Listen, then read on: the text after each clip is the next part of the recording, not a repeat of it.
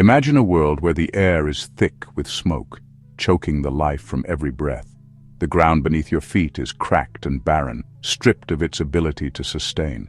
Rivers run dry and oceans rise, swallowing the remnants of shattered communities.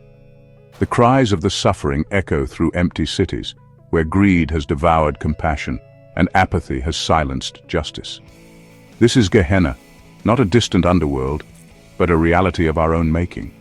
It is a place where the flames of moral decay consume society, where the ashes of indifference scatter across a broken earth, and where humanity's collective neglect has birthed a desolation far greater than prophecy could have foretold. Look closely. The seeds of Gehenna are already sown among us. They take root in the choices we make, in the greed we tolerate, and in the connections we fail to nurture. Yet even now the path away from this inferno remains open. Will we walk it, or will we let the fires spread until there is nothing left to save? Behold, the threads of life are tightly woven: moral integrity, social harmony, and the stewardship of creation. When one frays, the others weaken. As greed poisons hearts, societies fracture, and the land cries out under the weight of our neglect. We stand on the precipice of a Gehenna, born not of divine decree but human folly, for our disregard of this sacred interconnection amplifies suffering in every corner of the earth. Consider the cycle of indifference. Moral decay turns our hearts cold, social unrest is met with apathy, and the gifts of the earth are squandered. Each feeds the other, and together they spiral into neglect. Where harmony once dwelled, a chasm of destruction now threatens, awaiting only our awakening to reverse it. Every action bears its fruit. A single moral failure, left unchecked, cascades into social disarray and ecological ruin. Each step of this descent echoes louder than the last, compounding the weight of suffering. If we do not turn back, the world we leave will be unrecognizable, a modern Gehenna of our own making. Once the cycle begins, it is hard to halt.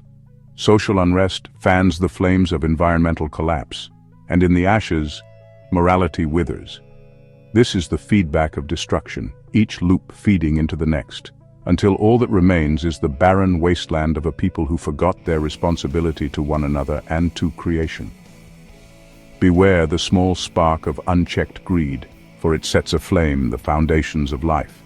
Exploitation, both of people and resources, becomes a roaring inferno, consuming all in its path. When the gifts of this world are treated as plunder, the stage is set for a Gehenna not born of prophecy, but of choice. Where inequality thrives, hope diminishes. When the weak are crushed beneath the strain of social imbalance, and the earth groans under ceaseless extraction, even the most noble intentions falter. Let not this reversal drag us toward despair, for the path to recovery grows dimmer with each passing moment of neglect. The world is not a linear equation. One act of moral corruption can unleash chaos in ways we cannot foresee. Technologies twisted to harm, societies splintered, and trust among nations shattered. The seeds of destruction are sown in the fertile soil of unpredictability, and Gehenna takes root where foresight falters. In the stillness of hindsight, we will mourn what we failed to protect. The loss of biodiversity, the crumbling of civility, and the erosion of humanity cannot easily be undone. Gehenna becomes reality when the damage we inflict on one another and the earth surpasses our ability to restore it. No one escapes the consequences. When moral decay weakens our bonds, scarcity follows, and with it, inequity that scars the global landscape. In this modern Gehenna, the pain is shared, yet it is the most vulnerable who bear its cruelest weight. Will we not act, knowing our suffering is entwined? Some seek refuge in isolation, believing they can escape the collapse around them. Yet moral apathy breeds exploitation, and exploitation begets division. Polarized societies descend into chaos, and the illusion of separation only hastens the fall. Gehenna respects no boundaries, its reach is universal. Yet hope remains if we are willing to rise. We are one body, and each part depends on the other. When one falters, the whole suffers, and when one restores, the whole may be healed. If we abandon moral responsibility, ignore social bonds, or exploit the earth, we destroy the foundation upon which all life depends. But we are not powerless. A Gehenna-like future is not inevitable, but neither is it distant. The choices we make today determine the resources, harmony, and hope of tomorrow. Let us live wisely, that generations to come may flourish. We are called to create a world of moral courage, social stability, and ecological balance. So turn then, and be healed. The Gehenna of today is not a fixed fate, but a call to repentance, restoration, and renewal.